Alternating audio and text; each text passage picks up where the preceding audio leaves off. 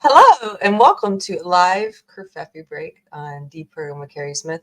I'm your host, Keri, and I'm here with a special co-host today because we're pre-recording this episode so that we can continue spending Thanksgiving time with family who's in town. Please welcome my husband, Anthony Garcia. Hello. In the shade.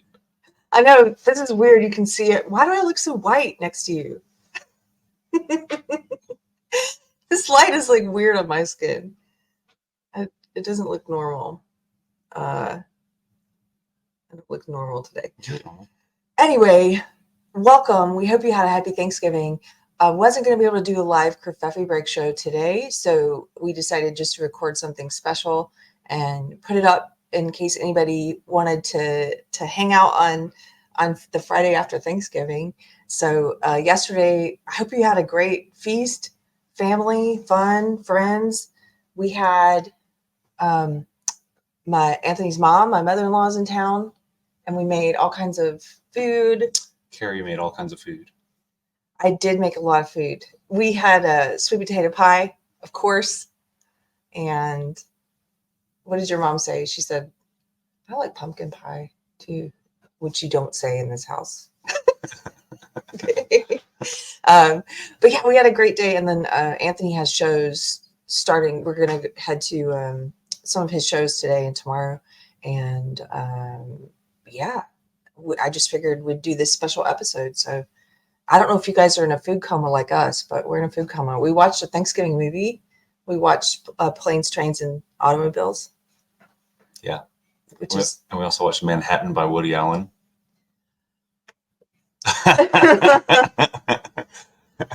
Keri didn't like it. I had seen Manhattan before, but I forgot. I forgot a lot about it. And it was pretty much everyone in that movie was terrible, except for that one character, Emily. But everyone else in that movie is awful. You mean morally awful? Morally awful. Yeah, they don't have any morals. Well, and the young girl, the 17-year-old, she's not morally awful. She's just confused, and she's been groomed by this disgusting Woody Allen character. Yeah. Woody Allen playing himself? Yeah, and at the end of the movie, he is playing himself. Aspirational. He wants a 17-year-old to be in love with him. So he's like, what, in this movie, he's like 46? 42. 40. He said his character's 42, but we looked it up. He was 44 at the time. And at the end of the movie... And she was 17. She was 17, and she keeps saying she's in love with him, and he says, you don't know what love is. You're just a kid. You're just a kid. You don't know what love is. I'm like, oh, but she knows what sex is because you're having sex with her, right? Like, so gross. And at the end, he breaks up with this 17-year-old, and he starts dating this other woman who was having an affair with his friend who's married. I mean, everyone in this movie is just terrible morals. And so Diane Keaton, he's dating her. He breaks up with the 17-year-old. Diane Keaton ends up dumping him. And so then at the end of the movie, the 17-year-old is going to London. And he basically runs across town and is like, hey, don't go to London. Stay here. Derail your life for me, this loser, in my mid-40s, old enough to be your pappy. Give up your all the interesting experiences you're going to have in London and the possibility of meeting someone your own age and stay with me. Why? Because someone dumped me. And, I think it would be great if you just derailed what you're doing. That's basically what he said. That's the pitch he makes. Yeah. What a loser. Yeah. Perfect Thanksgiving movie. What? Very family friendly, heartwarming, wholesome Woody Allen movie for Thanksgiving. We forgot what it was about. That's why we watched it. But you remembered it was about like all the New York scenery. Mm-hmm. Yeah. Which is great. And the music. Yeah. The music's wonderful. Yeah. Gershwin. The whole soundtrack is Gershwin. Yeah. So it's really great. Like aesthetically, it's really and the scenes of New York. Mm-hmm. Yeah. And, it's interesting, and the dialogue's interesting because it's Woody Allen. Just morally, the characters. He laughs at me because I'll sometimes. Watching a movie with Keri is like watching a football game with the fiercest, most devoted football fanatic. It can be any She's passionate about any conflict, any injustice. It doesn't matter the level, how high it is or how low it is. Keri is very passionate and on the side of the underdog at all times, yelling at the TV screen. Why did you treat him that way? Yeah, that was fun. Planes, Trains, and Automobiles was fun. And well, I want to get to what we're really going to talk about today, which yes. is the Black Friday sale we have going on. It's No. 50% off of No. a wire brush chupacabra terrier. What is it? What else is he? You want to grab him? So right before we started this video, Anthony says, "Did you see the Black Friday sale I posted on Facebook?" I said, "No, what are you talking about?" Because we're trying to sell some furniture. He put my dog up for sale. Black Friday sale, 50% off. One day only, but then tomorrow it stays the same price until he's sold. Never going anywhere. Look at him. He's such a little baby. We had another dog here yesterday that I was dog sitting, and they had fun. So he had a big day, and he went for a walk at the football field, and they ate turkey. So he's pretty pooped. Look at him. This is his excited face, just in case anyone's wondering. Just if you want to know, that's how. If you buy him for $1.75, this is what you get. Don't you want him to cheer up your home? Cheer. Listen. Get out of here. Tired looking. Oh man. Everyone at some of my husband's shows, they start to ask if Tiger's not there. They say, "Where's Tiger?" And then he will offer to sell him, and it's just a running joke. But now it's official. But some lady took him seriously. She was like, "Why are you selling him?" Why? So we wanted to do.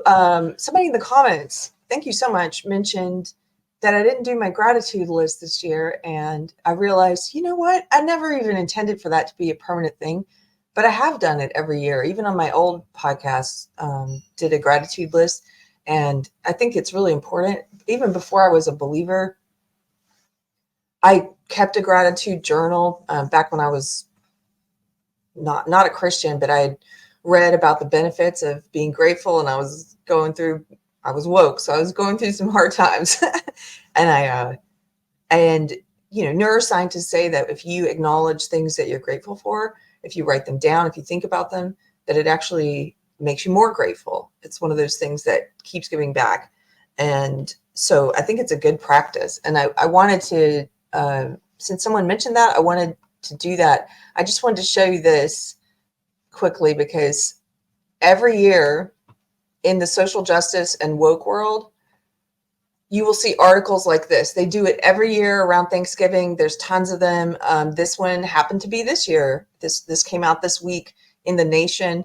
The headline is, "Should America Keep Celebrating Thanksgiving?" And then the subtitle is, "Sean Sherman argues that we need to decolonize Thanksgiving, while Chase Iron Eyes calls for replacing Thanksgiving with a Truthsgiving." And we're not going to read the article. It's pretty much what you can expect. But there are so many of these that every year around Thanksgiving, people who are in my old belief system, my old cult, they try and disparage the holiday itself. They try and put shame on people who celebrate Thanksgiving. They introduce it in these academic sounding ways, like we need to decolonize it. But what they're really doing at the heart of it is they're joy eaters. These people are joy eaters. They want to eat your joy. They want you to be as miserable as they are. And they would love it if we got to a place where everyone felt horrible about celebrating anything or experiencing any kind of joy. And so I saw that because, like clockwork this time of year, that's always coming up. And then I posted about it, and then I saw this. I'm going to share one more thing. Somebody commented on my post about it and said,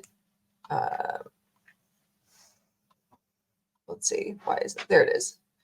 I took his name out. I'm not looking to shame this guy, but I want to use it as an example.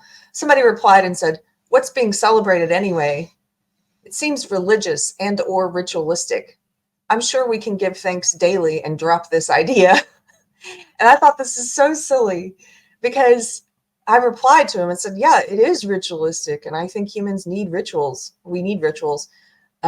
Because who do you know who gives thanks daily? Really? Who do you know who gives thanks daily? The only people I know who do are usually religious people who practice it daily through the ritual of prayer. They practice thankfulness through that ritual of having a time set aside to pray. So the idea that, oh, we'll just get rid of Thanksgiving, we don't need that. We can just be grateful daily. Really? Have you looked around at your fellow man? I do know some secular people, non-believers who, like I was mentioning, I used to keep a gratitude journal. I know some who do that. So they are actively trying to practice it. But come on, dude. There's nothing wrong with having a holiday where you are celebrating. He says, what's being celebrated? Friends, family, all of your blessings, all the food you get to eat. What else? Like, how would you answer that?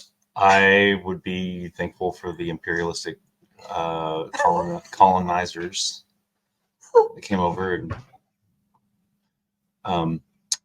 it just goes to this whole. It adds to this whole like this group of people, a certain group of people who think they're superior, or they're smarter than everyone, or they're more evolved than everyone.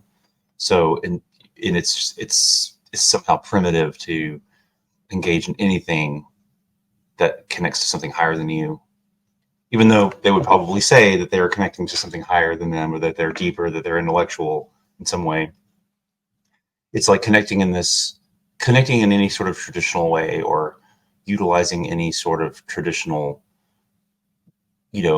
means of connecting to something bigger that, any of our forefathers or any of our parents or grandparents have, using any of their ways is just beneath all of us. It's so unintelligent and unintellectual, Yeah. and beneath us. When in reality, those traditions and those rituals are in place for a reason, because they've worked for so long. And there's probably some wisdom there that we can all learn from. And I think that it's just coated, the whole statement there is just, it's just coated in anger and resentment. Yeah. And it's just like, we can just do this our own way. Why can't we just be thankful every day? Sorry for that voice. But that guy, by the way, he was oozing with gratitude, wasn't let he? him go be thankful. Let him go be thankful on his own. Exactly. Let him go. I'm sure he sounds like a very thankful guy. That's what I actually said to him, because he just kept arguing with me, and I finally was like, well, I'm going to go celebrate Thanksgiving anyway. I hope you're able to have some fun today. Like, eating your tofurkey. I used to eat tofurkey. Yeah, it's so good. It's terrible. Yeah, I did too. I didn't actually. I was with someone who loved tofurkey. You were with someone before me? Moving on. That's our joke. This is a joke. It's getting old. It's still funny to us. Okay. So, given that guy's ungrateful attitude of, why should we be thankful anyway? And the commenter who said, you didn't do your gratitude list, I figured, let's do one. And if you didn't do one, I know it's the day after Thanksgiving, but this is pretty much, let's be honest, this is just holiday month. One of my British friends, the famous artist Bertie Rose, she messaged me yesterday. We were trying to set a time for something, and I said, well, it's Thanksgiving. And she said, oh yeah, traitors. And then she said, wait, wrong holiday. And she said, happy extra Christmas. Which I thought was really funny how a British person looks at it. But seriously, this is just a gratitude month all the way to Christmas, Thanksgiving to Christmas. So even if you didn't do your gratitude list, you can do it now. And if you're not a believer, listen to science. Science says it helps you to sit down and write out what you're grateful for, or say it in something akin to a prayer. It doesn't have to be a prayer. You don't have to believe in God to try this, but you could just say it out loud what you're thankful for. If you have a loved one who you want to do this with, you can say it together. And so anyway, here's my list. So I'm not going to get weepy this Did year. you write it down? Yeah, but it's in here too. I wrote it down, but it's in here. Well, number one, I'm grateful for God, obviously, and the just saving a wretch like me, to borrow from the song Amazing Grace. I'm grateful every day. I find sometimes it's easier to be close to God when you're going through something hard or something trying or challenging.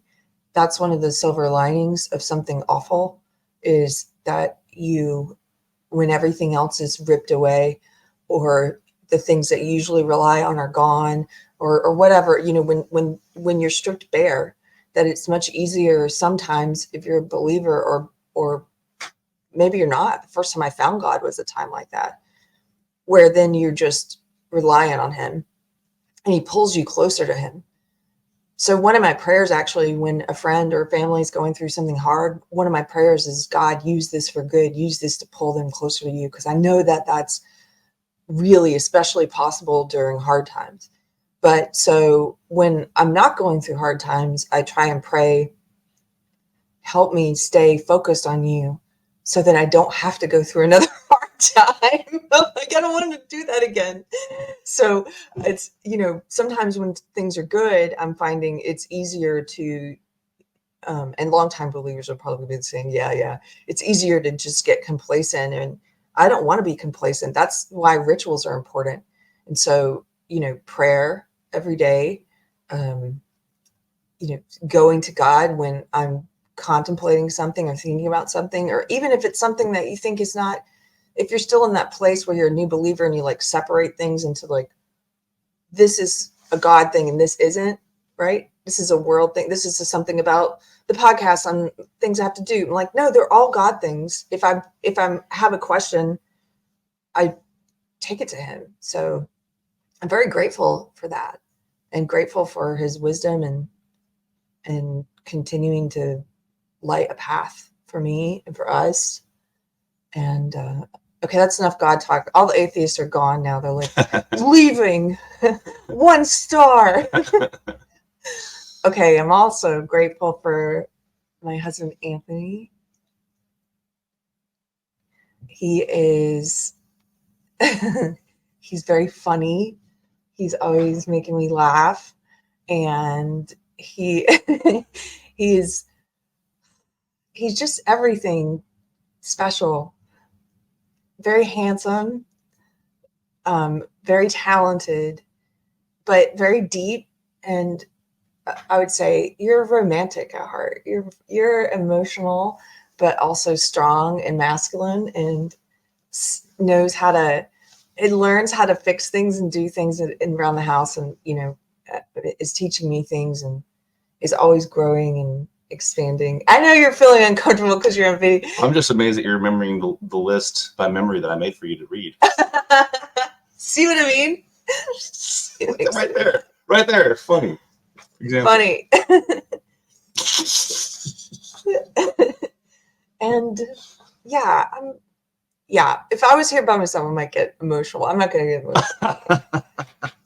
But really, I'm, and Anthony is, you're a gift from God, because I couldn't have imagined him. I could never. He was far beyond what I was willing to settle for. Wait. Hold on. So much figure more. that one out. So much more than what I was. God was like, look, our pastor at Church on the Square, Bradley Helgerson, gave a great Thanksgiving sermon a week and a half ago, or a week ago, whatever. It was called The Unbelief of Grumbling, and it was about being ungrateful. And oh wait, that's not even the sermon I'm thinking of. I was watching an old one recently. I'm sorry, guys. There's another one I was watching recently where he was talking about covetousness, how to get over covetousness, and he was saying the problem is with covetousness, when people desire what others have, or, you know, when they're filled with this want and need for the things that others, this resentment and like, I want that and why not me and all that. He's like, the problem is not that they want, it's that they don't want big enough. They can't even imagine what God has for them. They're clinging to these little idols. And it's kind of like that. I had this idea of like, this is what the man's going to be like that I marry. And then God's like, you're thinking small. So anyway, very grateful for my husband. And I'm very grateful for Tiger, who you tried to sell earlier. He's my constant friend, my little companion. And we have so much fun. And he is the most traveled dog. He goes everywhere with us pretty much, except for Europe. He didn't go to Europe. But yeah, this is the little fella. And yeah, it was meant to be. He was also a miracle. He was also a gift from God, because he was my friend's dog. And she had him for about a year. They lived in, she got him at a flea market in Kentucky. That's where this little creature's from. And they lived in Kentucky. Then they lived in Ohio and West Virginia, I think, and then California, all within a year. He lived all over with her. And then I loved him. I fell in love with him. And I had started looking for dogs like him. I was going to the animal shelters and I said, bring me all of your ugliest, cutest terrier mixes. Ugliest wire brush dogs. You know, and they would like march them in. None of them looked as cute as him, as ugly cute as him. But I was looking, and then she happened to say, do you want him? She said, she was having a baby and she didn't think she could take care of him. She said, I'm trying to find a home for Tiger. I'm like, yes, I'm currently looking for a dog like Tiger. So it was meant to be. And I've had him now, it's been like 7 years. And he slept for 6.5 of those years. He's been asleep. He's been asleep for 6.5 of those years. Look at him. He sleeps a lot. Look at his face. But he's also, if you take him out, even though he's a little dog, he has a lot of energy, and he will run like a big dog. He loves for big dogs to chase him. He'll go jogging with you if you want to go jogging. He'll go hiking.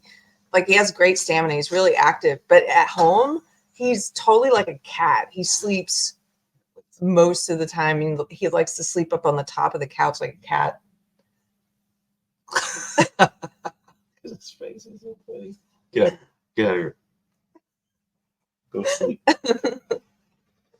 Yeah. Okay. My turn. Wait, I have just a couple more. These I'll get through faster. I'm very grateful for my church, the Church on the Square in Georgetown, Texas. And you can find them here on YouTube.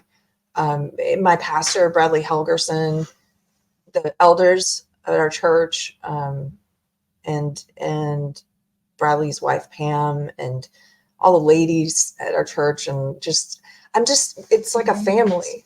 The ladies, it's a family, and we love going. It's weird. Like, I never thought I'd be a person who loves to go. I look forward to going. You know, some days you're tired, you don't want to get up, because it's like the same thing probably with like going to the gym. You're like, oh, I don't want to. But once you go, just like going to the gym, once you go, you're so glad you went. Bradley's sermons are amazing. They're all on YouTube.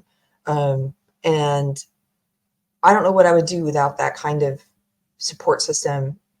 I know they're there if I need them. I know there are people who have a lot more wisdom than me, who I can go to, who I trust. Good shepherds. We see so many examples of bad shepherds in the news. I know I've covered some of those lately on this channel, and it's really important to find good, strong men of faith to help guide you and your family. I really believe this. And it's important to have people pray for you, people who you trust to pray for you. When two come together and pray in his name, what's that verse? It's like, it absolutely is true. I've experienced it when people pray for you. When two or more gathered in your name. Mm-hmm. Yeah. And so very grateful for that. And I think if you can go in, I see sometimes people in the Christian world online arguing about whether or not you should go to church. I feel like the Christian social media world is sort of, I've got kind of one foot in it, but I don't really understand it because sometimes people seem to get into arguments I don't really care about. But I kind of watch some of those things happening, and I've seen people arguing about whether or not to go to church, and I just think it's a no-brainer. If you can, you should go. If you can find one near you, you should go. If you can't, find one online. But if you're a believer, you should go, because you get something from that corporal worship. You get something from being in person with your brothers and sisters, and it feeds you. It feeds your soul. Never mind that the primary purpose of going is all come together. You're worshiping. That's the number one reason to be there. You're worshiping together. You're praising God together. You're being grateful. Like on Thanksgiving, you're being grateful every week together. And I think that's important, but it's also important for you. That second reason, it's also important for you because it feeds your soul to be there. So if you can find one, do it. It's like going to the gym. You should do it. Okay. What else? I'm very grateful for the Deprogrammed community. I'm very grateful for the knitters in the Deprogrammed community. Sorry, Tiger's making funny noises over there. But you guys, I wouldn't be able to do this show without you. I love, you guys are so funny in the chat. Some of the most wickedly funny people in the chat, and I have, I don't know, I feel like we've built this little, I hate the word community. Gary at Neurotic calls it fellowship. This little weird fellowship of knitters and gamers and oops. Oh, is he sick? Sorry, guys. Tiger had too much turkey yesterday. I think maybe he was getting turkey from more than one person. Thank you, babe. But yeah, I love this community, and I'm thankful for all of you. And I posted again this year about the quilt that the knitters made me made us for our wedding, because it's just a quilt of gratitude. That's what it makes me think of, gratitude and joy, and just the amount of time that went into that, like every stitch. And I'm so grateful for finding you guys. And then I'm almost done. I'm grateful for friends who are there for me, who pray for me, who will talk to me through things, who are understanding. I'm sometimes hard to get a hold of or take a while to get back to people, but my friends know that, and they are very great. I'm very grateful for them because they're very gracious, and they know I will get back to them. It just takes me a while. And thank you for being forgiving and understanding. And the last one I put on my list, my gig jobs. I'm grateful for my gig jobs because I make enough money to be able to still do this podcast, and I'm grateful for everybody who supports the channel. If you are a subscriber, that even $1 a month, very helpful, and thank you very much. But yeah, I'm grateful for the gig jobs that I have, which are flexible and allow me to do this. And I think I just kind of got blessed into that, one of the jobs in particular. So, and I'm grateful for our house. And it's like a work of art that we're living in. We get to work on each room slowly. We're starting to work on the studio downstairs, which is why I'm doing the podcast up here for now until we're done with that room. And okay, I'm done. I've talked enough. What's your list? Oh, wait, I'm supposed to go? I'm over here. So real quick, I'm going to say that things that I'm thankful for.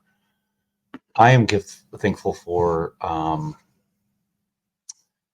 don't know how to say it, but like, of course, God. But I want to say the gift of faith, because throughout my life, ever since I was a kid, I was raised Catholic, so I've always believed in God and had this close reverence and this close feeling with something bigger than me.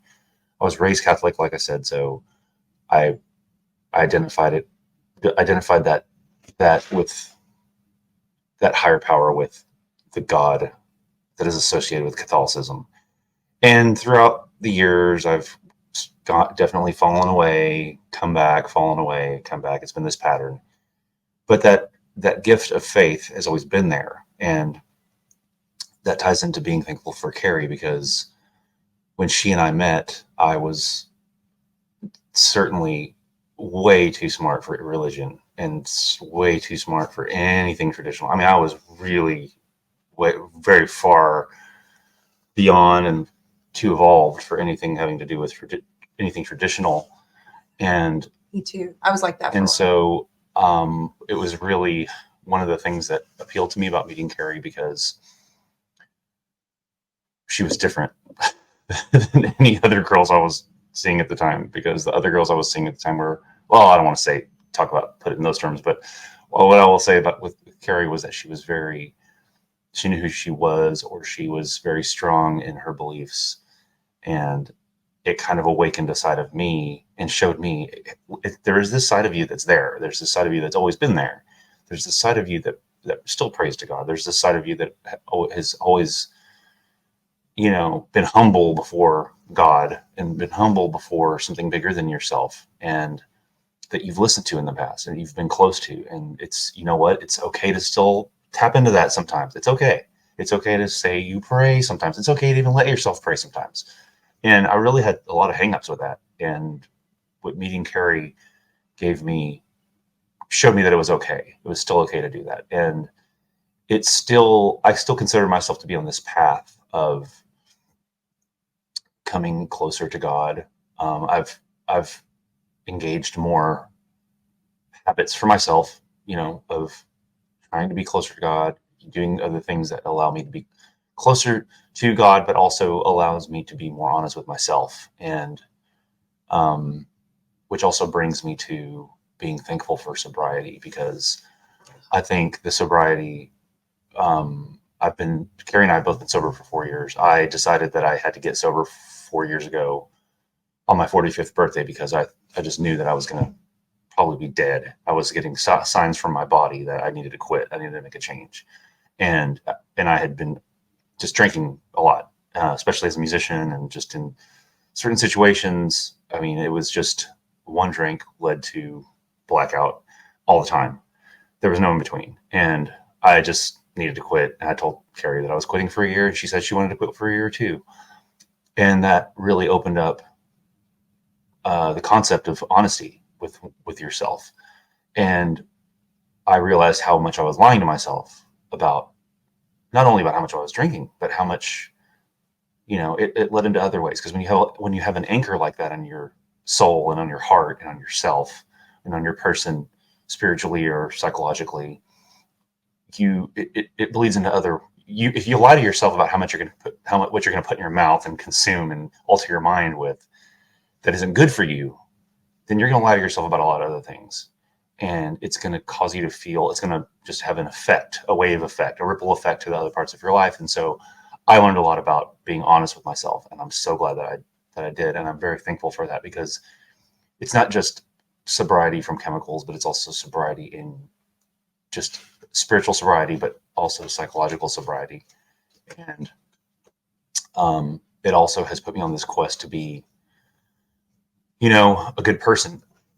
And that's a really hard quest to be on, and to treat others with kindness. I don't always do that. And I've failed. I know I've failed so many times, and it's really hard to be kind to people, and to be gracious and to people. And when I fail, I'm very hard on myself, but I try to pick myself back up.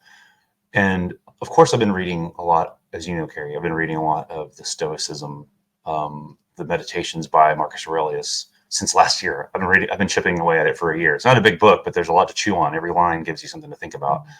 And one of the things that he says that really stuck with me is, you can, so you weren't the greatest athlete, or you weren't the greatest scientist, or you weren't this wonderful, great astronomer, or this great warrior. But one of the things that you can do, that you can be successful at, is serving others.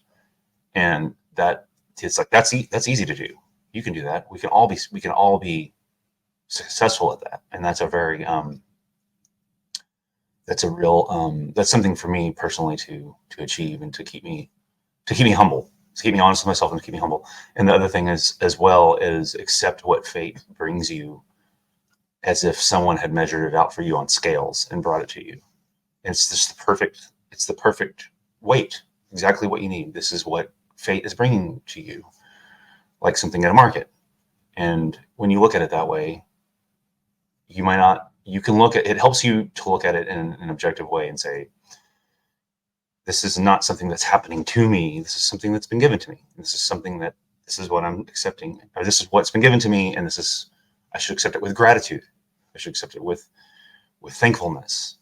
And, you know, he even delves into, you know, heavy things like loss of a loved one, like your house burning down, like real tragedies. And those are concepts that until we cross that bridge, we can't really, I think in theory, we can look at something like that and say, it's easy to, you know, oh, if I was in that situation, I could handle that with all kinds of strength. But I think most of us would not be able to handle it with strength. But it's a guideline. It gives us guidelines to look at how we can get through hard times. And I'm also thankful for the gift of music that I've been allowed to have in this life, because to me, you know, I always say that like music is, sometimes people say that music is your passion, or music is someone's passion. And for me, my passion has always been traveling, and the gift of travel is also awesome. But to me, music is my life. It's air. It's what I have to live. And I'm thankful that I get to do that for a living. And I'm thankful for the people that allow me to do that on a regular basis. And I get to make a living doing it. And in addition to that, I'm also thankful for, man, I didn't realize I was thankful for so many things. See? Wow. I need to start a podcast. Welcome to Deprogrammed with Tiger Smith and Anthony Garcia. Tiger Smith. It's Tiger. His name is Tiger Smith. It's Tiger Garcia. No. I thought he's Latinx.